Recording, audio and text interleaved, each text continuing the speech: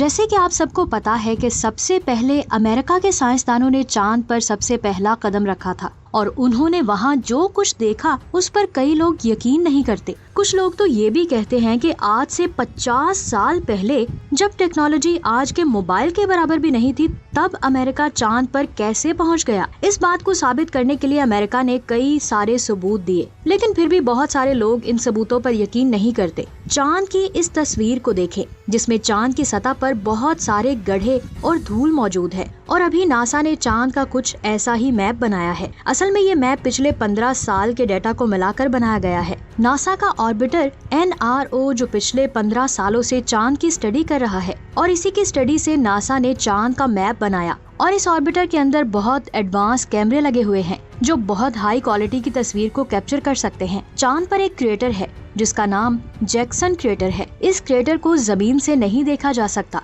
क्योंकि ये क्रेटर चांद की दूसरी साइड पर मौजूद है। जब ये क्रेटर बना तो इसमें 1000 किलोमीटर तक फैली किरणों का एक सिस्टम बना। किरणों का ये जाल तब बनता है जब एस्ट्रॉइड बहुत तेज रफ्तार से सतह से टकराता है और सतह की मिट्टी बहुत दूर जाकर गिरती है। लेकिन अभी तक नासा को सही से नहीं पता चल सका कि ऐसा क्रेटर कैसे बन सकता है। इसका साइज 70 किलोमीटर है। अगर आप इसे ध्यान से देखेंगे तो आपको इसके अंदर अजीब शेप वाली दीवारें दिखाई देंगी। हैरान करने वाली बात ये है कि ये क्रेटर तिरछा है। एक साइड में ये 6000 मीटर ऊंचा है, जबकि दूसरी साइड में ये 3000 मीटर ऊंचा है, जिससे इसकी शेप तिरछी हो जाती है। ये 1000 मीटर गहरा है। इस क्रेटर की दीवारों के अंदर आपको काले निशान दिखाई दे रहे होंगे। इनमें से कुछ निशान दीवारों के शैडोज हैं जो सूरज की रोशनी की वजह से बनते हैं, लेकिन कुछ निशान काली मिट्टी है जो इस क्रेटर के अंदर मौजूद है। इस तस्वीर में ये आपको बहुत ज्यादा रोशन दिखाई दे रहा होगा, लेकिन हकीकत में ये इतना रोशन नहीं है।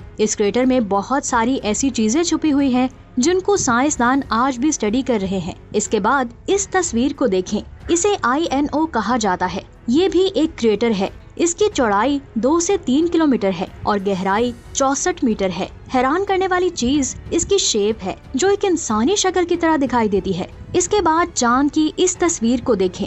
ये भी एक क्रेटर है जिसे कोमारोव क्रेटर कहते हैं। इस क्रेटर की हैरान करने वाली बात, इस क्रेटर में दिखाई दे रही दरारें हैं। इस क्रेटर का साइज 95 किलोमीटर है, यानी ये क्रेटर बहुत ज्यादा बड़ा है। इतने ज्यादा बड़ा होने की वजह से इसके अंदर बनने वाली लाइंस की गहराई 500 मीटर तक हो सकती है और चौड़ाई 2 से 3 किलोमीटर हो सकती है। साइंसदानों के मुताबिक आज से 2.6 अरब साल पहले इस क्रेटर के नीचे मेगा की फॉर्मेशन हो रही थी, जिसकी वजह से यहाँ की सतह टूट गई। लेकिन साइंसदानों ने कहा कि वो मैग्मा कभी इसकी सतह तक पहुँच ही नहीं पाया, जिसकी वजह से ये दरारें कभी नहीं भर पाई और ये शुरू से ही ऐसे ही मौजूद हैं। लेकिन चांद पर कई ऐसी जगह हैं जहाँ मैग्मा टूटकर बाहर आ गया और सतह पर पूल बन गया। ऐसा ही एक क्रेटर है जिसे प्लेटो क्रेटर कहा जाता है, जिसका साइज 100 किलोमीटर है, जिसको आप जमीन से आसानी से देख सकते हैं। इसके अंदर की जगह बिल्कुल फ्लैट है जो कि लावा की वजह से बनी। यहाँ पर आपको ये लाइंस दिखाई दे रही होंगी।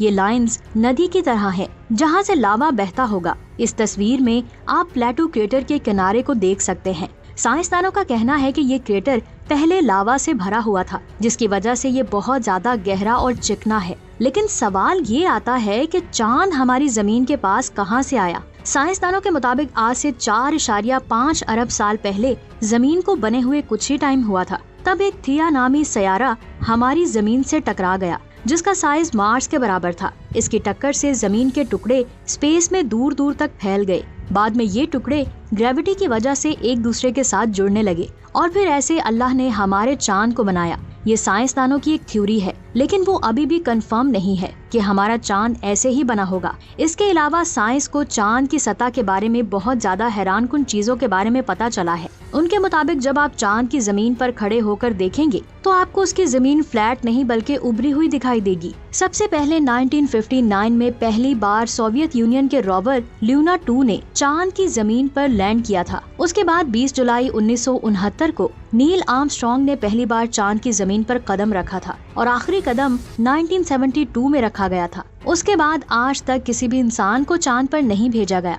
जब आप चांद की जमीन पर खड़े होकर ऊपर की तरफ देखेंगे तो आपको हमारी जमीन दिखाई देगी और आप साफ साफ देख सकेंगे कि जमीन अपने एक्सिस पर घूम रही है। चांद की ग्रेविटी जमीन के मुकाबले में 6 गुना कम है, यानी चांद की जमीन पर जाने के बाद हमारा वजन 6 गुना कम हो जाएगा। अगर जमीन पर आपका वजन 60 किलो होगा तो चांद पर आपका वजन 10 किलो रह जाएगा। जब नील आर्मस्ट्रांग चांद पर चल रहा था तो वो उछल उछल कर चल रहा था, क्योंकि चांद पर जमीन की तरह चल पाना मुमकिन नहीं है। चांद पर नील आर्मस्ट्रांग के पैरों के निशान आज भी देखे जा सकते हैं, क्योंकि वहाँ पर एटमॉस्फेयर ना होने के बराबर है, जिसकी वजह से वहाँ पर निशान कई सालों तक नहीं मिट पाते। जो इंसान चांद पर गए थे वो अपने साथ बहुत सारी मिट्टी और रॉक्स को लेकर आए थे, ताकि उन पर स्टडी करके चांद की जमीन के बारे में जाना जा सके। ये बात भी मैं आपको बता दूं कि चांद को जमीन का एक चक्कर लगाने में 27.3 दिन लग जाते हैं, और इसे अपने एक्सिस पर घूमने में भी इतना ही टाइम लग जाता है। इसी वजह से हमें चांद का एक ही हिस्सा नजर आता है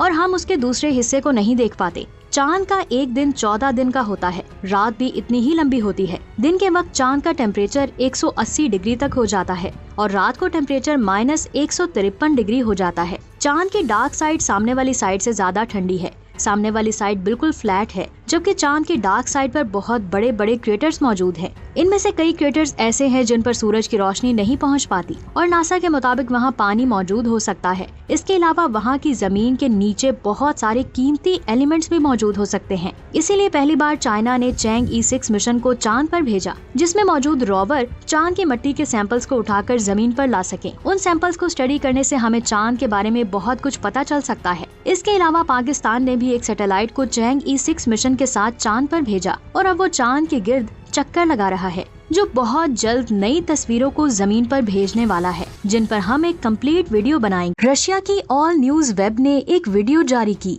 जिसमें एक डेड बॉडी को देखा जा सकता है। ये डेड बॉडी एलियन की लग रही थी। इस एलियन को रशिया के बुरियातिया में फाइंड किया गया। इस एलियन की वीडियो जिस आदमी ने रिकॉर्ड की, उसका कहना था कि उसने इस एलियन की वीडियो रिकॉर्ड करने से 2 घंटे पहले बर्फीली जगह पर फाइंड किया था। उसका कहना था कि शायद ये एलियन कई दिन पहले मरा होगा। वीडियो में दिखाई देने वाली इस चीज का साइज बहुत ज्यादा छोटा था। इस एलियन को फाइंड करने के बाद इसके साथ क्या किया गया, इसके बारे में किसी को कुछ नहीं पता। कुछ लोग इस वीडियो को फेक कह रहे हैं, जबकि कुछ का कहना है कि ये एलियन की मौजूदगी का सबूत है। आपको क्या लगता है, क्या ये वीडियो सच है या इस वीडियो को एडिट किया गया है? नीचे कमेंट्स करके जरूर बताएं। इसके बाद बात करते हैं एंशिएंट सूट की। कहा जाता है कि पुराने जमाने में चाइना के लोग बहुत ज्यादा अमीर थे। हजारों साल पहले जब चाइना में कोई इंसान मर जाता तो उसके लिए एक सूट तैयार किया जाता, जिसे जेड स्टोन से बनाया जाता। उस वक्त चाइना में जेड स्टोन बहुत ज्यादा प्रीशियस हुआ करता था। 1968 में ऐसे 2 सूट्स को फाइंड किया गया।